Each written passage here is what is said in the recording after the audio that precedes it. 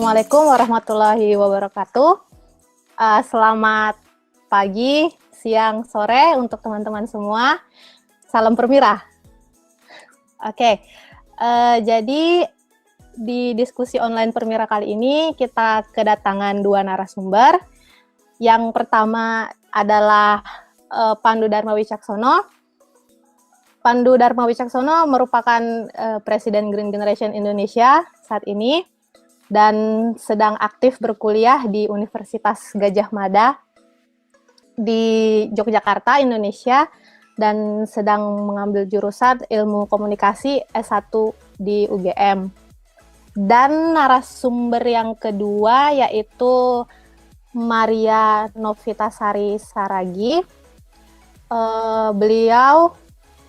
Saudara Maria merupakan mahasiswa di Northern Arctic Federal University di Arkhangelsk, Rusia, dan sedang berkuliah di S1 jurusan Environmental Protection and Management in Arctic Region. Pada diskusi online kali ini kita akan membahas tema generasi muda dan lingkungan. Karena kebetulan kedua narasumber kita ini merupakan dua-duanya aktivis di bidang lingkungan ya. Kalau Kak Pandu di aktivis di Indonesia, Kak Maria di Rusia. Kak Pandu sendiri merupakan selain Presiden Green Generation Indonesia, dia juga baru saja menerima penghargaan Kalpataru tingkat provinsi di Provinsi Kalimantan Timur, dan juga tahun 2015 atau 2015 mendapat penghargaan dari Kementerian Lingkungan Hidup, yaitu penghargaan Indonesia Green Awards ya. Sedangkan Kak Maria sendiri sekarang menjabat sebagai board member di organisasi lingkungan ETAS. Terus juga sedang meneliti climate change in Arctic region.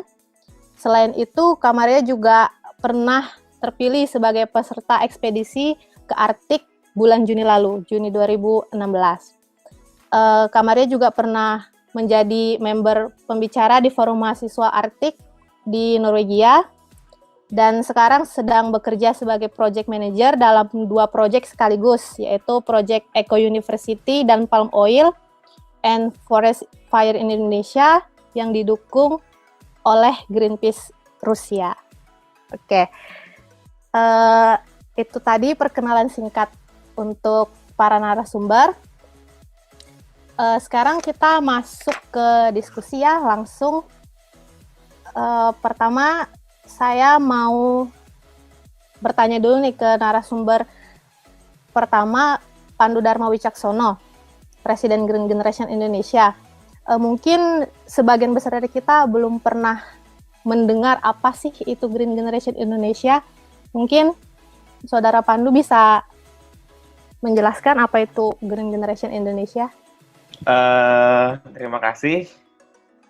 Jadi Green Generation itu sendiri sebuah gerakan yang kita mulai pada tahun 2009 di Kota Balikpapan di Kalimantan Timur, di mana Green Generation ini mulanya adalah murni dari teman-teman pelajar. Jadi kebetulan pada saat itu foundernya dari Green Generation masih SMP dan mengembangkan Green Generation ini di sekolahnya. Dalah nih, karena Green Generation ini dikembangkan di SMP, dan anak-anak SMP ini kan masih lucu-lucu dan masih gimana ya, masih panas-panasnya nih dalam organisasi anak-anak sekolah. Teman-teman Green Generation di SMP pada saat itu ingin mengembangkanlah kegiatan-kegiatan yang nggak cuma di sekolah, tapi juga di tingkat kota. Nah, setelah pengembangan di kegiatan di tingkat kota, mengundang berbagai sekolah, dan akhirnya memunculkan teman-teman dari sekolah-sekolah lain di Kota Balikpapan untuk, yuk bareng bikin Green Generation. Pada saat itu ada dua sekolah yang mengembangkan, SMA 5 dan SMK 2 di Balikpapan. Berjalan, Green Generation terus berkembang. Akhirnya kami sepakat untuk mewujudkan generasi peduli dan berbudaya lingkungan melalui Green Generation tadi. dengan mengembangkan di Indonesia pada tahun 2011. Nah, perkembangan Green Generation ini sebenarnya apa sih Mas Pandu? Green Generation itu kok cuman di sekolah? Apa sih tujuannya? Tujuan awalnya simple. Gimana generasi kita ke depan, anak-anak kita ke depan, anak Indonesia itu bisa menjadi anak yang peduli dan berbudaya lingkungan. Intinya output dari Green Generation itu peduli dan berbudaya. Nah, diharapkan dengan outputnya tadi bisa mendapatkan banyak outcome. Outcome-nya apa? Mereka membuat kegiatan-kegiatan lingkungan, mereka membuat penelitian-penelitian lingkungan, melakukan berbagai kegiatan dengan triad kami, yaitu kami aksinya itu berdasarkan 3, karena pelajar-pelajar, jadi kita ada belajar, terus berbagi, dan bergerak bersama. Jadi anak-anak kita arahkan untuk belajar tentang knowledge-nya dia, setelah itu setelah sharing baru move together dengan berbagai kegiatan-kegiatan outcome yang mereka lakukan. Itu sih singkatnya Mbak Ade. Kalau bisa dibilang Green Generation sekarang udah berdiri lama ya, sudah sekitar 7 tahun kalau begitu ya. Iya, kalau 22 Agustus kemarin 7 tahun. Oh, 22 Agustus kemarin 7 tahun. Oke. Iya. Siap. Berarti kan foundernya ini Pandu, saudara Pandu nih. Berarti iya, benar. Pandu masih di sekolah ketika membuat organisasi itu. Masih SMP, Wah, kelas 2. Hebat sekali, dan sampai sekarang udah kuliah semester 6 ya? Atau 7? Semester 5. Semester 5. Dan masih aktif dalam Green Generation tersebut ya? Luar biasa Alhamdulillah, sekali. masih. Oke, terus masalah spesifik apa sih sebenarnya yang pengen dipecahkan oleh Green Generation ini? Sasaran utama dari Green Generation ini apa? Permasalahan yang ingin dipecahkan deh, secara spesifik. Saya melihat sebuah permasalahan dulu, salah satunya adalah di Kota Balikpapan. Di tempat saya sendiri, saya sekolah di sana, SMP di sana, SMA di sana. Di Balikpapan itu kota terbersih se-Asia Tenggara. Mungkin nggak banyak orang yang tahu, tapi kota terbersih se-Asia Tenggara itu di Kota Balikpapan. Tapi yang saya kecewa, mungkin agak sedikit, Balikpapan itu jalanan dipel. Terus jalan raya bersih. Tapi apakah bersihnya Balikpapan, tertibnya Balikpapan, itu apakah semua murni dari masyarakat dan pemerintah? Seperti itu. Kalau saya lihat, pemerintah Balikpapan ini banyak banget. Kalau di jalan-jalan raya itu petugas kebersihan banyak, petugas penyapu jalan itu di mana-mana, seperti itu. Nah, ini adalah merupakan sebuah jiwa manja gitu loh. Maksudnya kenapa kok terlalu banyak petugas kebersihan? Apakah sampahnya terlalu banyak? Oke, kalau misalnya membersihkan daun-daun yang gugur, tapi kalau misalnya seperti membersihkan selokan, harusnya selokan tidak perlu kotor. Kalau cuman kotoran-kotoran limbah air yang dapat diolah seperti itu, misalnya limbah air yang sudah diolah masuk ke selokan seperti itu. Tapi kan yang ada di selokan itu sekarang bukan cuma limbah air, tapi sampah yang akhirnya menyumbat dan sebagainya. Apalagi permasalahan nih di Balikpapan kan ada pemukiman atas air, sampahnya ke laut. Nah, ini nih generasi muda nih yang harus kita gerakan nih. Kenapa? Karena untuk mewujudkan keberlanjutan lingkungan hidup tadi di daerah. Seperti itu sih Mbak Ade. Oke, jadi tujuan utama Green Generation ini sebenarnya adalah membentuk karakter generasi muda agar lebih peduli kepada lingkungan ya, agar tidak manja. Oke, seperti itu. Ya, benar. Sekarang saya mau tanya ke Saudara Maria nih, menurut Kak Maria sendiri, dari paparan Pandu tadi, kan Kak Maria ini juga seorang aktivis di bidang lingkungan. Kebetulan Kak Maria aktivisnya di Rusia. Terus harus nggak sih generasi muda mempunyai karakter, yaitu karakter untuk peduli lingkungan? Terus dari sudut pandang, selain aktivis kan Kak Maria juga ekologis ya.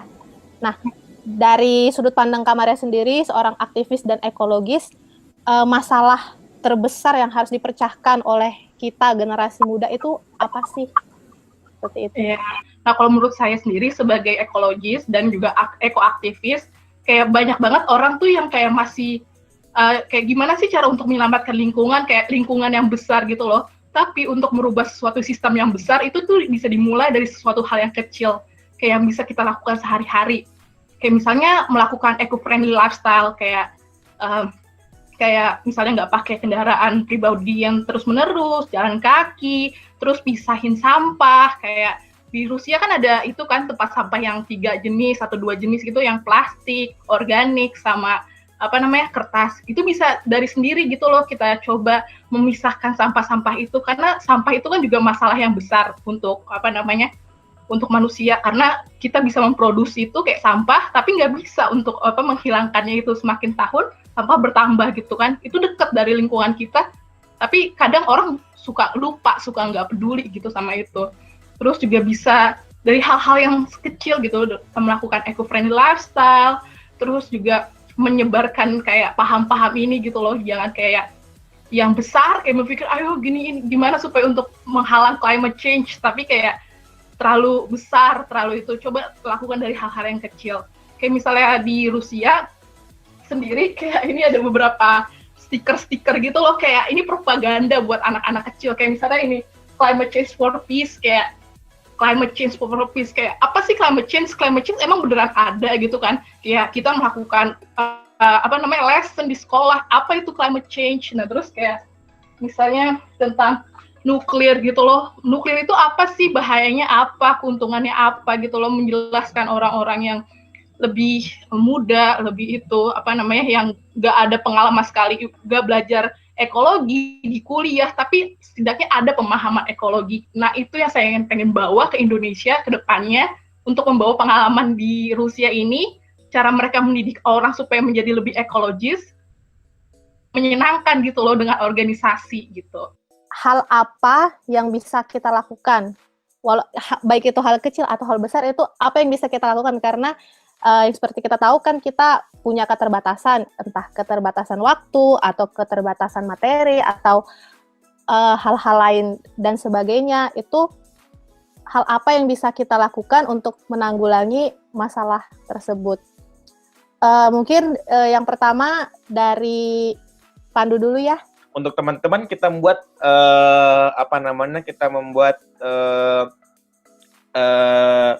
kampanye untuk membawa botol minum. Nah, muncullah ketika kita ajak membuat botol minum melalui regulasi kampanye melalui anak-anak, dan juga kampanye melalui kebijakan sekolah, dan melalui kurikulum, melalui guru-guru pendidikan lingkungan hidup, kita semua sasaran kita. Ternyata ini sudah bisa merubah anak-anak, tapi yang menjadi dasar, ketika refill botolnya habis, mereka mau ngisi kemana? Nah, ini yang kita pikirkan kembali. Kita bikin refill spot akhirnya. Nah, refill spot ini dikelola, kita hanya bikin 2 refill spot di salah satu sekolah di Balikpapan. 2 refill spot ini, kemudian ternyata refill spot ini nggak gratis. You have to pay refill spot ini karena harus beli galonnya. Kalau di Indonesia kan air keran kan nggak bisa langsung minum ya. Jadi nggak kayak di Rusia ya. Jadi harus ganti galon, itu kan harus butuh biaya. Nah ternyata hasil dari 1 galon itu per hari itu, 1 galon itu bisa mendapat untungan sekitar 20 sampai 30 ribu. Sedangkan untuk refill bottle, untuk refill galon itu adalah 15 ribuan. Nah itu artinya kan ada keuntungan nih. Keuntungan tadi dikumpulkan untuk bikin refill spot baru. Nah, oleh karena itu dengan cara simple kayak gini, ini bisa simple aja kita bawa refill bottle, misalnya kayak entah itu mereknya apa, yang penting refill bottle itu bisa membantu untuk mencemari, karena plastik yang permasalahan tadi adalah plastiknya tadi. Masalahnya di mana sudah yang masalah plastiknya tadi, sampah dari plastiknya tadi ini yang bisa mencemari lingkungan. Dan menurut angka Indonesia itu juara 2 loh. Negara kita ini juara 2. Kemarin waktu saya presentasi project ini di Wageningen, di Belanda kemarin, saya bilang bahwa project ini sangat danger. Kenapa? Hal ini sangat danger karena botol plastik ini, Indonesia itu juara 2 loh. Juara 2 negara membuang sampah di laut. Yang sampahnya ke laut itu peringkat 2 setelah China. Nah, kalau sudah sampah nyampe di laut, ini sampahnya kemana-mana. Dan mungkin sampai Rusia. Mungkin juga sampai berbagai negara di belahan dunia. Namanya di laut kan luas ya. Dan ini bisa sampai mana-mana, kayak gitu loh.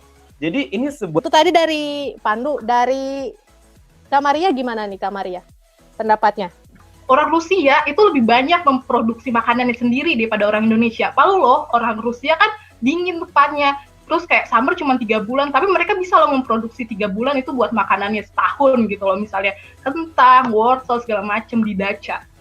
Dacha apa sih bahasa Indonesianya? Kayak apa ya, kayak summer house gitu loh di dacha, bisa memproduksi makanannya sendiri. Nah kalau di Indonesia lebih suka orang-orang pada beli gitu kan, nah ini nih yang kayak kalau menurut saya harus dikurangi, overconsumption-nya orang Indonesia tuh parah banget, kayak mereka nggak pernah buat maksudnya memproduksi makanannya sendiri, kayak misalnya hal-hal kecil deh, kayak Indonesia kan nggak di flat gitu kayak ada orang Rusia kan, punya tanah gitu, misalnya bisa tanam-tanam kayak bawang atau apa yang kayak bisa penumbuhnya cepet, tapi nggak usah beli gitu loh, karena kalau misalnya kita bisa memproduksinya itu sendiri kan nggak ada jejak karbonnya sendiri, terus lebih sehat juga karena itu kan dari tangan kita sendiri gitu loh tumbuhnya. Juga yang paling penting itu orang Indonesia tuh malu banget pakai barang second hand. Padahal kayak barang second hand itu lebih bagus loh, kayak nggak memproduksi barang baru.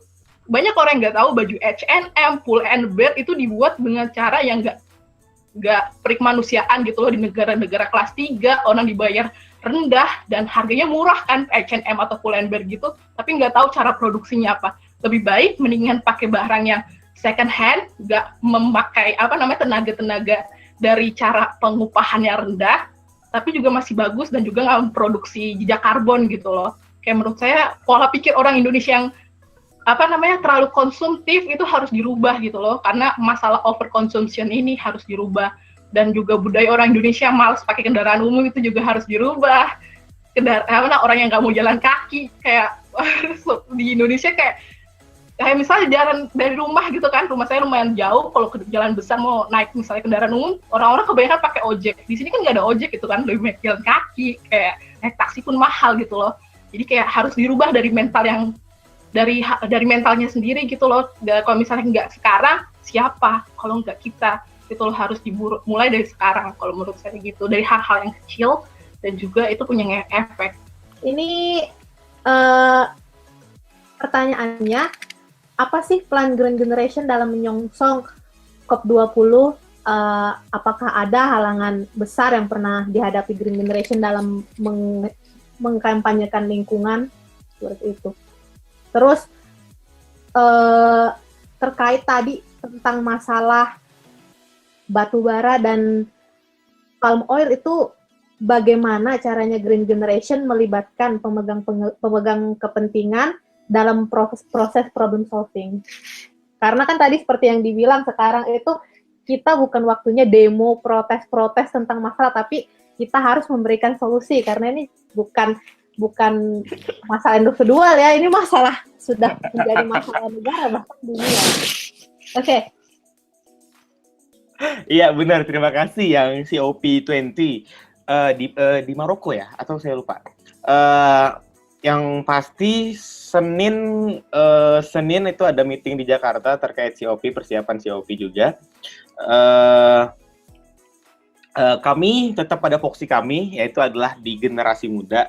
Jadi apapun yang dilakukan dan yang dibutuhkan gerakan dari generasi muda, dari pelajar, kami siap untuk lakukan. Selama itu untuk lingkungan dan tanpa kepentingan apapun, kami siap seperti itu. Dan kepentingan masyarakat, maksudnya untuk kepentingan masyarakat kami siap. Terus di COP kami juga bersiap untuk mengkampanyekan bahwa Indonesia siap untuk mengkampanyekan APIFA, adaptasi perubahan iklim fokus anak. Jadi ini kerjasama antara Kementerian Pemberdayaan Perempuan Perlindungan Anak, BNPB, dan KLHK di bawah Bappenas untuk adaptasi anak terhadap perubahan iklim. Itu sih kalau di COP kita masih sampai di situ untuk persiapan 2020. Masalah yang lainnya saya belum ada pembahasan tindak lanjut. Terus kalau untuk batu bara dan palm oil, Kalau di palm oil, teman-teman di Green Generation, saya selalu bilang bikin sebuah inovasi terbaru yang bisa kalian lakukan untuk energi baru terbarukan. Kita kerjasama dengan perusahaan minyak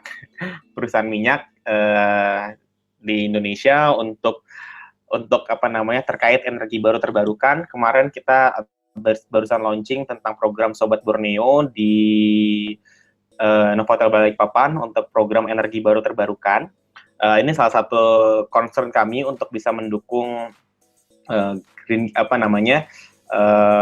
energi baru terbarukan pengganti batubara dan palm oil. Setelah itu batubara tadi saya cerita batubara dari Kukar ya, dari Kukar, nggak cuma dari Kukar, ada dari Kutim, Kalimantan Timur tuh banyak batubara. Batubara yang ini sebenarnya 93% atau saya lupa angkanya, batubara Kaltim itu sebagian besar tuh diekspor sebenarnya, diekspor ke Filipina.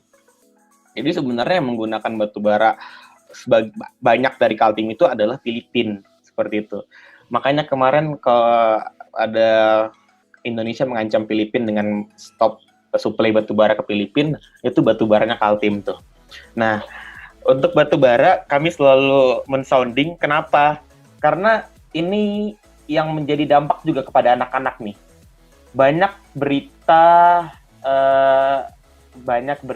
terbesar, banyak berita beredar di Kalimantan Timur, khususnya di provinsi yang banyak tambang batubaranya itu, anak meninggal, tenggelam di kolam batubara, anak hilang di kolam batubara. Dan itu nggak cuma di Kaltim, itu juga terjadi di beberapa daerah di Indonesia lainnya, seperti itu.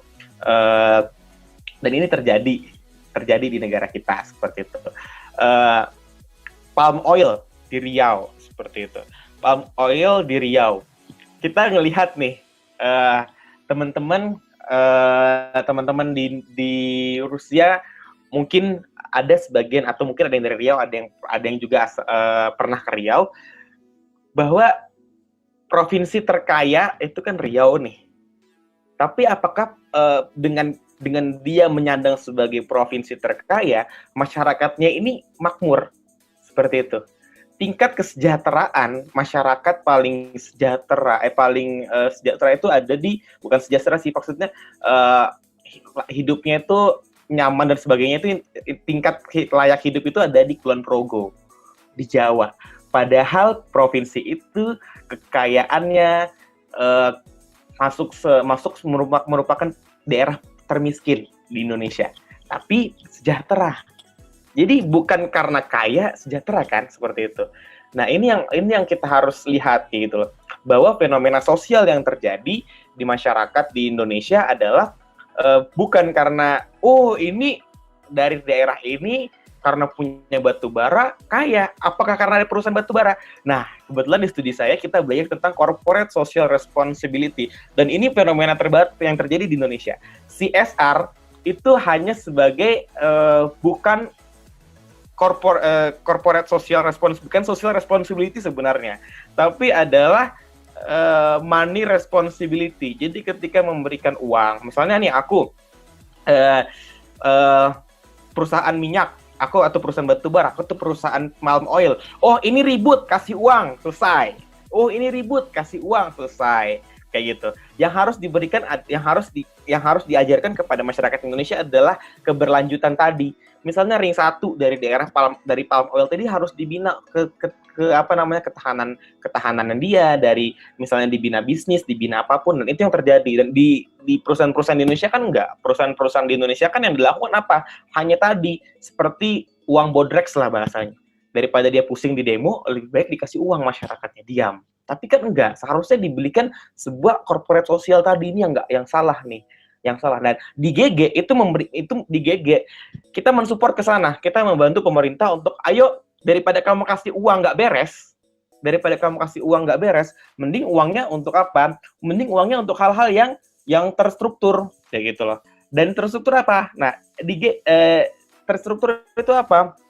Di sini uang, misalnya nih, perusahaan perusahaan minyak, ini nih kita punya program nih, Green Generation, punya program untuk memberdayakan masyarakat di Kelurahan Gunung Bahagia. Butuh apa? Oh, butuh tempat kompos, butuh tempat ini dibina sampai selesai. Seperti itu. Tahun lalu saya tuh ditawarin 500 juta sama sebuah perusahaan minyak. Tapi dengan syarat perusahaan itu harus memberikan, GG harus memberikan logo perusahaan di setiap kegiatan itu, dan uang itu terserah mau buat apa. Saya menolak. Kenapa? Saya lebih baik uang itu dikelola sendiri oleh perusahaan, saya cari masyarakat yang membutuhkan, atau sekolah saya yang membutuhkan, atau tim saya yang membutuhkan, lalu diberikan program. Akhirnya pada saat itu saya berikan program hidroponik. Hidroponik saya carikan yayasan, saya carikan tukang, saya carikan pelatih, saya carikan macam-macam, semua yang bayar perusahaan tersebut. Perusahaan tersebut logonya terserah, tapi yang penting perusahaan tersebut memberikan pembinaan sampai 3 tahun berturut-turut, dan 3 tahun masyarakat yang dibina itu bisa berjalan dan bisa sustain. Bisa sustain. Dan ternyata uang yang dikeluarkan itu lebih banyak, dan tapi masyarakat bisa sustain, dan ini yang kita harapkan, masyarakat bisa sustain kayak gitu. Terus halangan peran Green Generation dalam menyongsong CP, apakah halangan terbesar yang pernah dihadapi Green Generation dalam mengkampanyekan lingkungan sehat? Halangan terbesar itu adalah ketika kita berhadapan dengan masyarakat yang masyarakat itu adalah masyarakat baru, bermasyarakat emang dari di situ, dari sesepuhnya di situ, dari nenek moyang, dan melakukan itu dari turun temurun. Itu yang menjadi halangan kepada di kita gitu. Salah satu contohnya adalah di sebuah kawasan, di sebuah kota. Di sana itu masyarakatnya hidup di wilayah pesisir, terus itu rumahnya di atas air, ya kan, pemukiman atas air. Setelah itu BAB-nya langsung turun di bawah, kencingnya langsung turun di air, seperti itu. Setelah itu nyuci pakai air di sungai itu. Setelah itu makan, minum, airnya ambil dari situ, baru dimasak. Sebenarnya BABS, buang air besar sembarangan, juga di situ tadi. Nah, ini kan menjadi sebuah penyakit nih. Penyakit kita nggak tahu berasal dari mana. Entah itu dari hepatitis atau apapun sih, kita nggak tahu. Yang pasti itu membuat lingkungan itu kotor, seperti itu. Nah, kita mengkampanyekan kepada teman-teman, tapi kepada masyarakat, tapi apa yang terjadi? Kita dari zaman dahulu sampai sekarang itu nggak pernah ada yang terjadi A, B, C, D, E, F, G. Jadi di sini peranan kesadaran masyarakat ini yang susah ketika kita harus berhadapan dengan masyarakat asli yang berada di tempat itu dan sudah melakukan itu dari turun-temurun.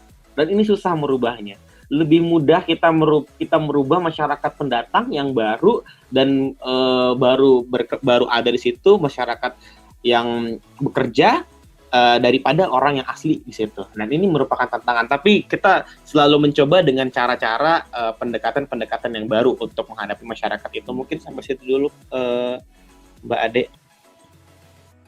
Apa sih yang upaya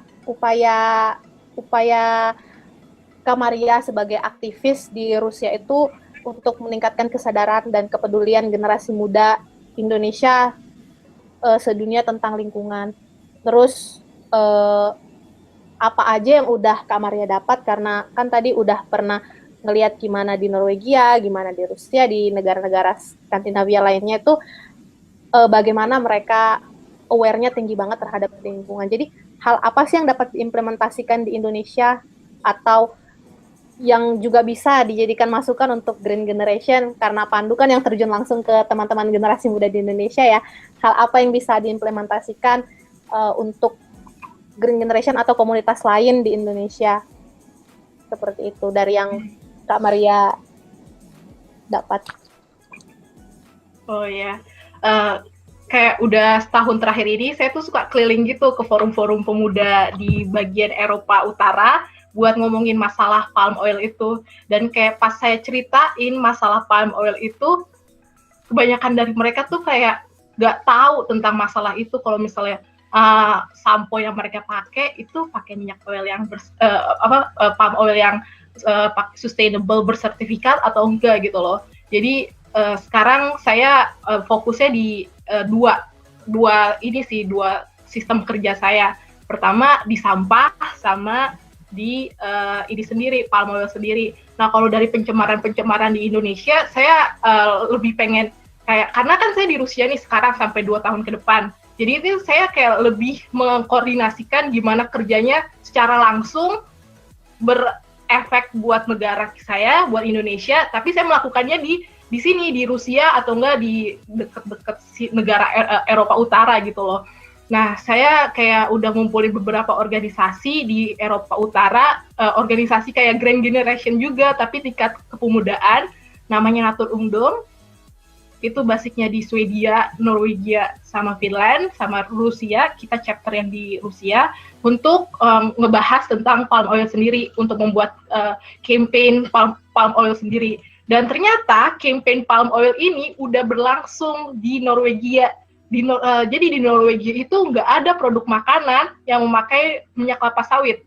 Alasannya kenapa? Karena pertama, minyak kelapa sawit itu merusak hutan di Indonesia. Terus yang kedua, mereka percaya kalau minyak kelapa sawit itu juga nggak sehat buat kesehatan, karena makanan yang mengandung minyak kelapa sawit itu lebih susah dicerna. Nah, mereka tuh cuma pakai minyak kelapa sawit di produk-produk yang nggak dimakan, kayak sampo atau sabun gitu loh. Dan di Rusia sendiri, kalau Ade lihat gitu, nggak pernah kan ada minyak kelapa sawit dijual gitu loh. Pasti kan minyak itu dari bunga matahari, nggak ada minyak kelapa sawit yang dijual kan di Rusia.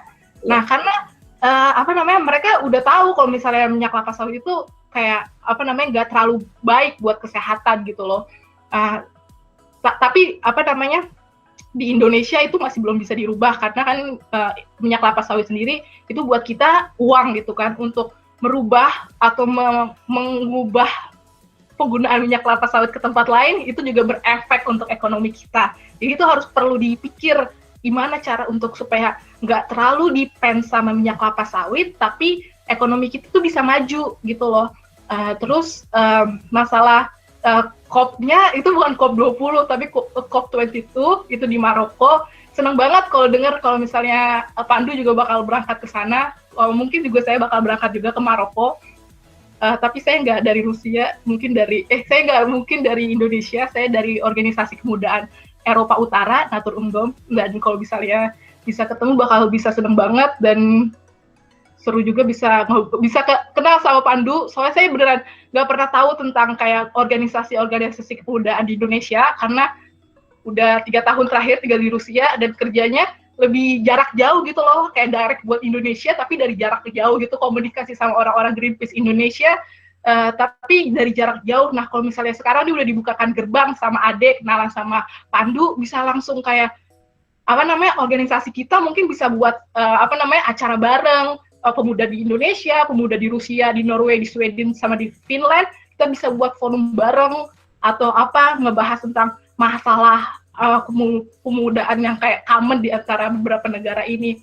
Kayak seneng banget sih, kayak kita juga waktu itu pernah kayak iseng-iseng gitu ngobrol sama, jadi waktu itu kayak saya board member, ngomong sama orang di Norway, gimana kalau misalnya kita buat ekspedisi ke Indonesia gitu kan, kamu bisa nggak buat ekspedisi untuk kayak tour press gitu loh, jadi kayak kita bakal ngundang beberapa fotografer dari negara Eropa Utara ini, dari organisasi kita, pergi ke Indonesia, terus kayak foto-foto tentang foto-foto tentang kebakaran hutan atau nah terus kayak memikirkan gimana solusinya gitu loh, pengalaman mereka untuk mengelola hutan, sih hutannya beda, tapi gimana cara mereka mengelola hutan, sama solve problemnya mereka, dibawa ke Indonesia, terus kayak ngomong sama masyarakat sekitar, terus gimana cara memasalahkan gitu loh, idenya udah ada dan kayak tinggal diimplementasikan gitu loh. Dan kalau misalnya senang banget bisa kenal sama Pandu, mungkin Pandu juga bisa membantu supaya proyek ini bisa berjalan gitu loh.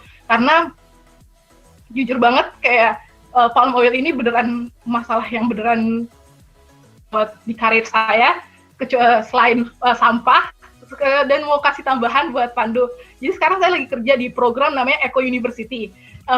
Program ini kita udah dapat dana dari Badan Sekretariat supaya buat kayak pemisahan sampah itu keren loh, cool gitu loh, kayak hipster gitu. Jadi kita udah buat kayak sekarang udah menangin grant, baru 2 hari kemarin kita menangin duitnya supaya buat video, buat kaos, buat instrumen-instrumen yang ngajak orang di universitas itu buat mau misah-misahin sampah gitu loh. Nah, kalau misalnya kita bisa kolaborasi nih gerakan Econ University, mungkin juga di UGM gitu loh. Nanti kayak bisa buat study tour bareng, orang UGM datang ke sini atau kita datang ke UGM kalau misalnya proyek itu jalan langsung gitu loh.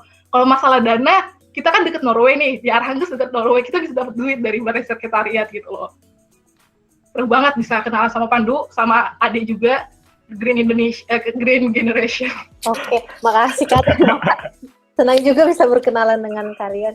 Kita harus berterima kasih sama Permira ya, karena udah mengadakan diskusi online ini dan mempertemukan dua aktivis lingkungan dari negara berbeda. Jadi sekarang bisa saling berbagi ilmu. Iya. Iya, saling berbagi ilmu karena. Mungkin sedikit informasi aja. Iya. Kak Ade ini juga salah satu aktivis juga di Green Generation. Kebetulan Kak Ade ini ketua Green Generation di Balikpapan tahun berapa Kak Ade?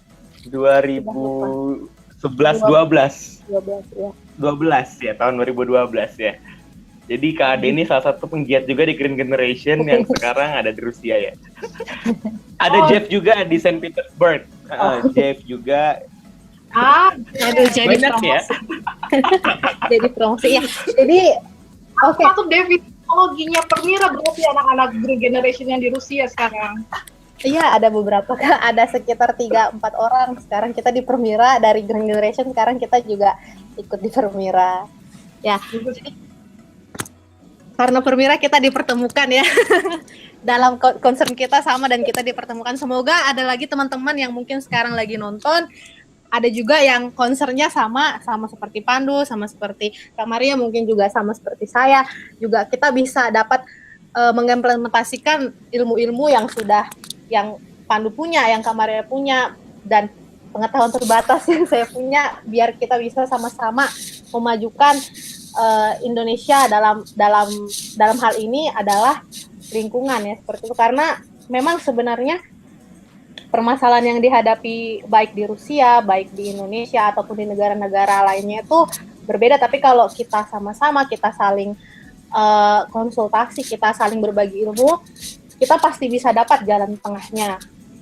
Apa yang bisa kita lakukan, mungkin hal dari 100% kita 20% bisa kita implementasikan di Indonesia, kesamaan-kesamaan yang seperti itu bisa kita implementasikan ya. Dan semoga, saya berharap banget nih programnya Kak Maria dan Pandu bisa berjalan bareng-bareng sama Green Generation, karena memang di Indonesia kalau bisa dibilang awareness teman-teman nggak cuma kalau anak sekolah mungkin masih bisa ya, mereka masih ada dapat ilmu di sekolah, ada pelajaran. Saya nggak tahu kalau di tempat lain, tapi di sekolah saya dulu itu ada nama pelajaran PKLH, itu memang khusus untuk lingkungan hidup. Jadi kita memang dapat ilmu tentang lingkungan hidup dari situ. Tapi kalau teman-teman kayak yang udah tidak sekolah, yang maksudnya jenjangnya udah di atas sekolah ya, kuliah atau yang lain-lain, itu kan sudah tidak mendapat ilmu-ilmu seperti itu, kecuali memang mereka sekolahnya di bidang kayak Kak Maria di bidang ekologi atau di bidang-bidang lingkungan lainnya, mereka pasti mengerti. Tapi selain daripada itu, pengetahuan kita tentang lingkungan, tentang masalah yang kita hadapi, tentang apa yang bisa kita lakukan, itu memang kurang karena ketidaktahuan kita seperti itu. Pertanyaannya sudah habis, sudah tidak ada pertanyaan yang masuk. Itu semua tadi pertanyaannya. Jadi dari sini kita bisa dapat kesimpulan sebenarnya masalah yang kita hadapi, generasi muda Indonesia, nggak cuma di Indonesia tapi di seluruh dunia hadapi, itu adalah kesadaran kita terhadap lingkungan itu masih kurang. Contohnya tadi yang masalah sampah itu kan kita nggak tahu bahwa sebenarnya kita tiap hari membeli botol minum itu sebenarnya itu menimbulkan masalah yang besar loh. Itu kita baru 1 orang yang beli botol minum satu hari. Itu sudah menimbulkan sampah. Belum lagi di Indonesia atau dimanapun banyak yang membeli botol minum, itu udah terkumpulnya udah berapa banyak. Apalagi seperti di Indonesia yang orangnya udah overconsumption, yang tadi sudah dipaparkan Kak Maria, itu udah menjadi masalah yang sangat besar banget sampah itu di Indonesia. Terus selain itu juga masalah seperti perusahaan-perusahaan yang ada di Indonesia yang masih mengeksploitasi secara berlebihan, padahal hasil yang diambil itu juga tidak banyak kembali ke Indonesia. Yang Indonesia dapatkan itu malah hanyalah kerusakan yang diakibatkan oleh tadi ya hasil tambang atau lagi bekas tambang itu yang udah nggak bisa diperbaikin karena tanahnya mungkin yang udah rusak atau mungkin lahannya yang udah gundul. Terus juga tadi kebakaran hutan yang banyak walaupun tadi di salah satu di daerah di Kalimantan yaitu penyebab apinya sebenarnya selain perusahaan tapi juga ada masyarakat asli yang tidak mengetahui tentang bagaimana cara membuka lahan yang baik dan benar dan memulai kebakaran besar ya, seperti itu. Terus harapan-harapan yang diharapkan oleh teman-teman kita ini adalah yang pertama, semoga generasi ke depan itu lebih sadar terhadap lingkungan, lebih banyak aktivis-aktivis yang lebih mengkampanyekan lingkungan lebih luas, tidak hanya di Indonesia tapi juga di seluruh dunia, dan juga khususnya di Indonesia pemerintah mendukung program-program yang bersifat lingkungan, contohnya tadi tentang pemilahan sampah di TPA, terus juga tentang refill spot supaya kita tidak boros beli botol ya, kembali ke masalah sampah seperti itu. Dan mungkin juga semoga pemerintah bisa berupaya meningkatkan hasil dalam negeri, hasil lokal supaya jejak karbon tadi tidak sebanyak seperti sekarang. Kita sapi impor dari Australia, padi kita impor dari Vietnam, dan belum hal-hal yang lain tadi itu kan jejak karbonnya sangat luar biasa banyak ya. Jadi dan Indonesia sekali lagi sangat konsumtif negara. Jadi karbon tadi tidak hanya yang membuat Indonesia sebagai tadi juara keempat atau kelima tadi seperti yang Kak Maria bilang, penghasil karbon terbanyak itu bukan cuma dari kebakaran hutan tapi juga dari mungkin jejak karbon itu tadi seperti ya. Jadi semuanya sebenarnya adalah kita harusnya lebih aware. Jadi kita lebih kalau kita lebih tahu kan kita lebih bisa menjaga lingkungan, kita tahu bagaimana caranya merawat lingkungan. Jadi kita sebagai generasi muda, sebagai generasi penerus Indonesia, kita harus bisa menjaga gimana kita harus punya kemauan untuk ingin tahu gimana cara kita menjaga lingkungan. Contohnya tadi pertama untuk mengurangi sampah botol kita harus bawa tumbler. Kita harus mencontoh Kak Maria tuh udah setahun nggak beli botol minum kan ya Kak Maria ya, bawa tumbler kemana-mana. Itu udah sangat, dari satu orang itu sudah mengurangi sampah yang sangat luar biasa. Apalagi kalau semua teman-teman melakukannya pasti itu bisa banyak banget mengurangi sampah tersebut. Dan kita berharap semoga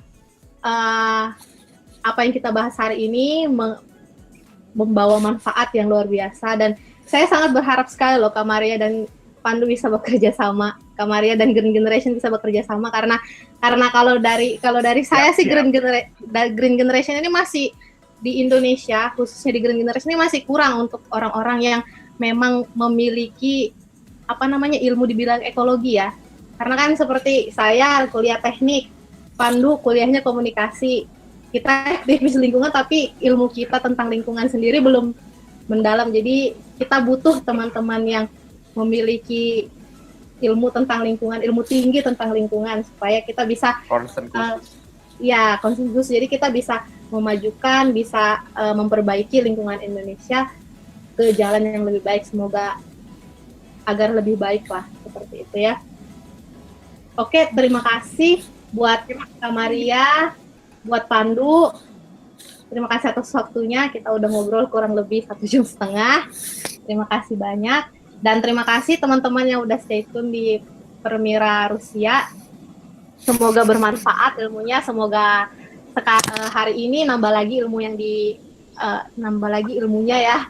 Gak cuma tentang yang lain-lain, tapi sekarang lebih tahu tentang lingkungan. Karena ya lingkungan, gak banyak orang tahu tentang lingkungan. Seperti itu. Oke, terima kasih. Sampai sini dulu kita tutup. Salam Permira.